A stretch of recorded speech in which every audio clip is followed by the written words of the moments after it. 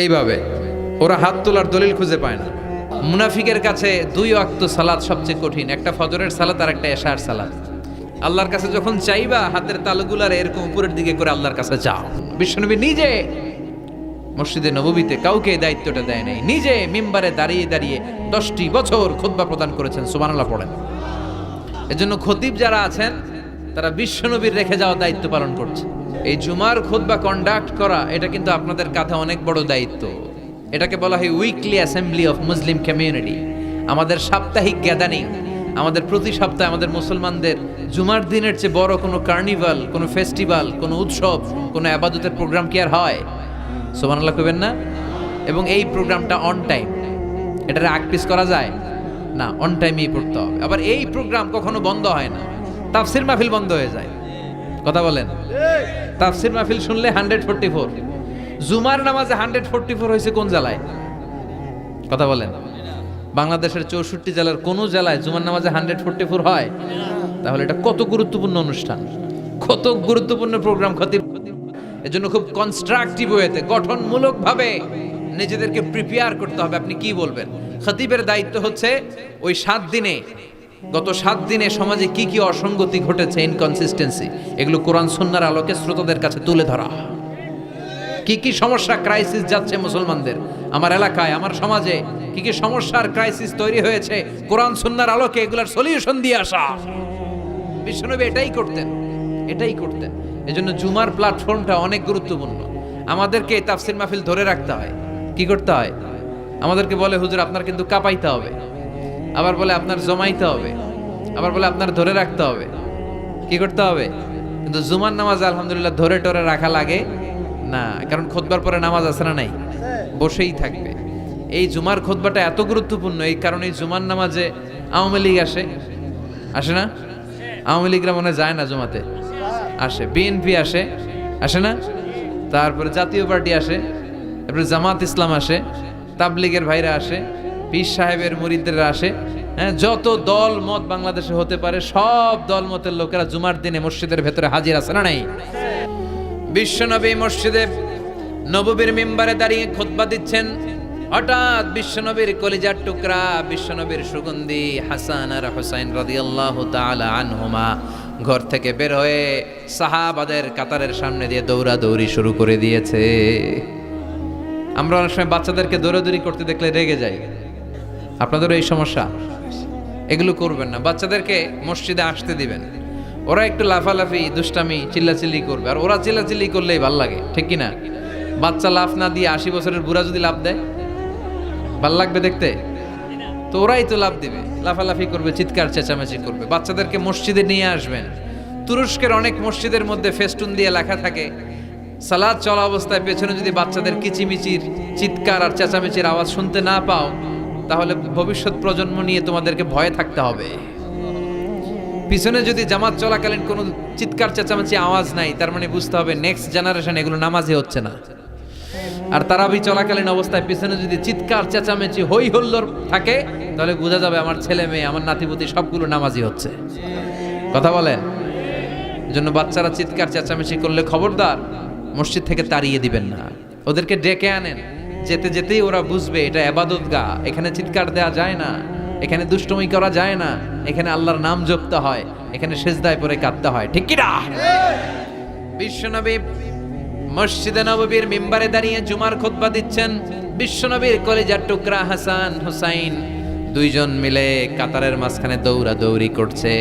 সাহাবাদের কারো ঘাড়ের মধ্যে ধাক্কা দেয়, কারো টুপি ধরে টান দেয়, কারো পাগড়ি ধরে টান মারে। বিশ্বনবী মিম্বারের উপর দাঁড়িয়ে দাঁড়িয়ে দেখে। বিশ্বনবী খুতবা দিতে দিতে এই দৃশ্য দেখে খুতবা থামিয়ে দিলেন। খুতবা ওই জায়গায় স্টপ করে নিজে মিম্বার থেকে নামলেন, নেমে 2 নাতিরে ধরলেন, 2 হাতে ধরে মিম্বারের উপরে নিয়ে আসলেন। এনে হাসানকে ডান হাতে, হুসাইনকে বা হাতে রেখে ওই দুইজনকে এইভাবে হ্যান্ডকাফ পরাইয়া বাকি খুতবা কমপ্লিট করেছেন। পড়েন সুবহানাল্লাহ। এজন্য বাচ্চাদেরকে মসজিদ থেকে তাড়াই দিবেন কোনোদিন? আবার বিশ্বনবী একবার জুমার খুতবা দিচ্ছেন। বিশ্বনবী দেখলেন এক সাহাবী খুতবা চলাকালীন মসজিদের মধ্যে ঢুকেই মসজিদে বসে পড়েছে। বিশ্বনবী ডাকলেন, বললেন দাঁড়াও। সাহাবী দাঁড়ালেন। বিশ্বনবী বললেন 2 রাকাত পড়েছো নাকি? সাহাবী বললেন না পড়ি নাই। বিশ্বনবী বললেন ওয়ারকা রাকাতাইন, তাড়াতাড়ি করে 2 রাকাত পড়ো, তারপরে বসে যাও। এটা হচ্ছে দুখুলুল মসজিদ। মসজিদে ঢুকলেই 2 রাকাত পড়তে হয়। এটা কি খুতবা চলে না কি চলে এটা দেখার বিষয় না, আপনি পড়বেন।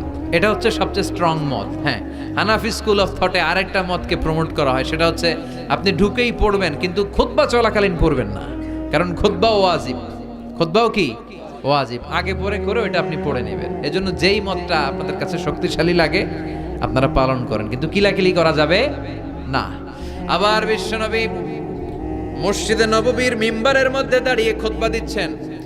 এক সাহাবী এসে বলে, নবী, মদিনার মধ্যে খরা দুর্ভিক্ষ, মদিনাতে কোনো বৃষ্টি নাই, আপনি বৃষ্টির দোয়া করেন। বিশ্বনবী খুতবার নিরবিচ্ছিন্নতাকে ভঙ্গ করে সাথে সাথে বৃষ্টির দোয়া শুরু করে দিলেন, হাত তুললেন। এইভাবে ওরা হাত তোলার দলিল খুঁজে পায় না, ওরা হাত তোলার দলিল খুঁজে পায় না।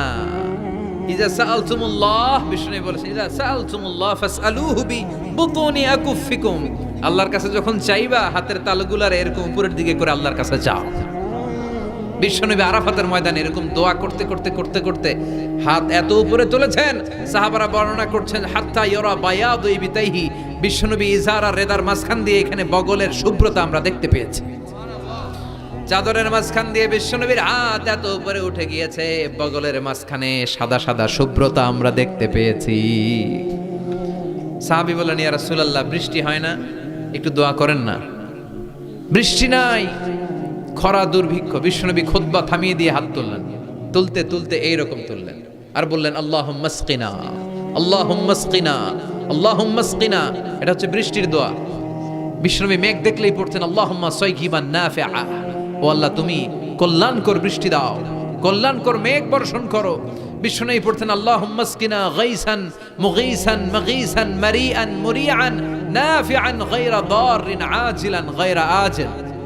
বৃষ্টি দেখলে আল্লাহর নবী বলতেন, ও আল্লাহ, আপনি আমাদের মেঘ দিয়ে সাহায্য করেন, বৃষ্টি দিয়ে সাহায্য করেন, যেই বৃষ্টি দিয়ে আমাদের এলাকায় ঘাস আর লতা পাতা জন্মাবে, যেই বৃষ্টির মাধ্যমে আমাদের গবাদি পশুগুলোর রিজিক বেড়ে যাবে, এমন বৃষ্টি দেন যেই বৃষ্টির মধ্যে কল্যাণ আছে, ভীতিকর কিছু নাই।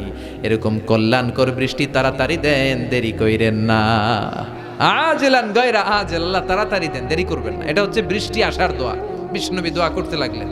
বিষ্ণুনবী দোয়ার সাথে সাথে সাহাবারা বললেন, মদিনার জমিনের ভেতরে ঝমঝম ঝমঝম করে বৃষ্টি নাজিল হওয়া শুরু করে দিল। সাহাবারা সবাই ভিজে ভিজে বাড়িতে গেলেন, এত বৃষ্টি। ওই পুরা জুমাবার বৃষ্টি, এরপর শনিবার বৃষ্টি, এরপর রবিবার, এরপর সোম, এরপর মঙ্গল, বুধ, বৃহস্পতি, এরপরে আবার জুমাবার পর্যন্ত 7 দিন টানা বৃষ্টি। কি বরকত, বিষ্ণুনবীর কি বরকত! এই মুবারক হাত দিয়ে কোনো গাছের মধ্যে টাচ করলে ওই গাছের ফলন বেড়ে যেত। নিউবর্ন বেবি, নবজাতক শিশুর মাথায় হাত বাড়িয়ে দিলে মাথার চুল তাড়াতাড়ি গজিয়ে উঠত। কুয়ার পানি যদি লবণাক্ত থাকতো, অজু করে কুলির পানি কুয়াতে ফেলা মাত্র লোনা পানির কুয়া মুহূর্তে মিঠা পানিতে রূপান্তরিত হতো। এক দোয়ার বরকতে টানা 7 দিন বৃষ্টি। এরপরের দিন আবার মিম্বারে উঠে তিনি খুতবা দিচ্ছেন। ওই সাহাবী এসে আবার হাজির, যে সাহাবী গত সপ্তাহে বৃষ্টির জন্য দোয়া করতে বলেছিল। আজকে এসে বলে, ইয়া রাসূলুল্লাহ, আর বৃষ্টির দরকার নাই, কারণ মদিনাতে এখন বন্যা। মদিনাতে কি, যারা মদিনায় গিয়েছেন তারা দেখবেন যে মরুভূমির দেশ, ওখানে পানি ফেললে কিছুক্ষণ পরেই নাই, 1-2 সেকেন্ডের মধ্যে নাই। সূর্যের প্রখর তাপ আর কিরণ এটাকে জলীয় বাষ্প করে বাতাসে মিশিয়ে দিয়েছে, এত গরম। তো এই গরমের দেশে, মরুভূমির দেশে কি পরিমাণে রেইনফল হলে, বৃষ্টিপাত হলে বন্যা হতে পারে। ওই সাহাবী এসে বলে, নবী, গত সপ্তাহের দোয়ার বরকতে সপ্তাহ জুড়ে বৃষ্টি, মদিনার ভেতরে এখন বন্যা, এই বন্যা ঠেকাবো কি করে, তাড়াতাড়ি বৃষ্টি বন্ধের দোয়া করে। এবার বিশ্বনবী আবার খুতবা থামিয়ে দিয়ে হাত উঁচু করে বৃষ্টি বন্ধের দোয়া শুরু করলেন। বৃষ্টি বন্ধের দোয়া হচ্ছে, আল্লাহুম্মা হাওয়ালাইনা ওয়ালা আলাইনা। এর মানে হচ্ছে, আল্লাহ বৃষ্টি দিতেছেন ভালো দেন, তবে আমগো আর লাগবে না, আশেপাশে যেখানে দরকার একটু ওইখানে দেন, আমাদের এই এলাকায় আর দিয়েন না। সুবহানাল্লাহ পড়ে বিশ্বনবী হাত তুলে দোয়া করলেন, আল্লাহুম্মা হাওয়ালাইনা ওয়ালা আলাইনা, আল্লাহ আমাদের চারিপাশে দেন, মদিনায় দিয়েন না। সাহাবারা বলেন, বিশ্বনবীর দোয়া শেষ, নামাজ শেষে মসজিদ থেকে বের হয়ে দেখলাম ওই যে বাহরাইনের দিকে মেঘ আর বৃষ্টি দেখা যায়। ওই যে ইয়ামানের দিকে বৃষ্টি দেখা যায়, দূরে দূরে মেঘ আর বৃষ্টি দেখা যায়, মদিনার চারদিকে এরকম গোল একটা চাকতির মতো হয়েছে, চাকতির চারপাশে মেঘ, আর মদিনার মাঝখান দিয়ে আমরা জলজলে সূর্যটারে দেখতে পেলাম। বিশ্বনবী মিম্বারে দাঁড়িয়ে দাঁড়িয়ে গোটা সমাজটারে সংশোধন করে দিয়েছেন, সুবহানাল্লাহ পড়েন। বিশ্বনবী প্রায়শই জুমার খুতবার মধ্যে সূরা কফ তেলাওয়াত করতেন। কোন সূরা? অনেক সাহাবারা বলেছে আমরা সূরা কফ এই কোরআনের নুসখার স্ক্রিপচার খুলে দেখে দেখে মুখস্থ করি নাই, বিশ্বনবীর কণ্ঠে জুমার খুতবার সময় ওনার সূরা কফ তেলাওয়াত শুনে শুনে আমাদের সূরা কফ মুখস্থ হয়েছে। এজন্য জুমার খুতবা যারা দেয় তাদের দায়িত্ব কম না বেশি? খতিব ভাইরা যারা আছেন তারা আপনাদের দায়িত্বগুলো ভালো মতো পালন করেন, সমাজটারে জান্নাতি সমাজ করে দিবে কে? এই জুমার প্রস্তুতির কিছু বিষয় আছে। আমি কোরআন সুন্নাহ ঘেটে মোট 15টা সুনান পেয়েছে জুমার, সুনানুল জুমা 15টা। কয়টা শুনবেন? অনেক রাত হয়ে গেছে, আল্লাহু আকবার। 11:45 বাজে আমার ঘড়িতে। শেষ করে দিব? আর কয়েক মিনিট শোনা যাবে? তাহলে শুনেন, এই জুমার দিনে আমাদের করণীয় কি, আমাদের সুন্নাহগুলো কি? এই জুমার দিনে কিছু সুন্নাহ আছে, এই সুন্নাহগুলো যদি পালন করি তাহলে জুমার সর্বোচ্চ বারাকা, মার্সি এন্ড ব্লেসিংস, রহমত এগুলো হাসিল করা যাবে, ঠিক কি না? জুমার দিনের 1 নাম্বার সুন্নাহ হচ্ছে ওই জুমার দিনের সকালের ফজরের সালাতটা জামাতে পড়া। সবাইকে খাইছে রে, এটা আবার কোন ওয়াজ শুরু করছে? এতক্ষণ তো ভালো লাইনে আছিল, এখন আবার কোন লাইন ধরলো? আফদালুস সালাহ ইনদাল্লাহি সালাতুস সুবহি ইয়াউমাল জুমআতি ফি জামা। আল্লাহর কাছে সবচেয়ে প্রিয় নামাজ জুমার দিনের ফজরের নামাজটা জামাতের সাথে আদায় করা। সুবহানাল্লাহ পড়েন। মুনাফিকের কাছে 2 ওয়াক্ত সালাত সবচেয়ে কঠিন, একটা ফজরের সালাত আর একটা এশার সালাত। এক স্কলারকে জিজ্ঞেস করা হলো সকালের বাতাসটা এত সুন্দর, নির্মল আর সুস্নিগ্ধ কেন? ওই স্কলার উত্তর দিয়েছিল এর কারণ সকালবেলা ফজরের সময় মুনাফিকগুলো কাঁথার নিচে সব লুকিয়ে থাকে আর নাক ডেকে ঘুমায়, তাই মুনাফিকদের নাকের বাতাসের দুর্গন্ধ বাতাসে মেশে না, তাই বাতাসটা এত সুস্নিগ্ধ আর নির্মল। এজন্য সকালবেলা হচ্ছে আল্লাহওয়ালাদের আনাগোনা, আল্লাহর ওয়ালিদের আনাগোনা। মুনাফিকরা ওই টাইমে বেরোতে পারে না, ওরা থাকে কম্বলের নিচে, আছে না নাই? এজন্য জুমার দিনের প্রথম সুন্নাহ হচ্ছে ওই দিনের ফজর নামাজটা জামাতের সাথে পড়া যাবে, একটু চেষ্টা করা যাবে না?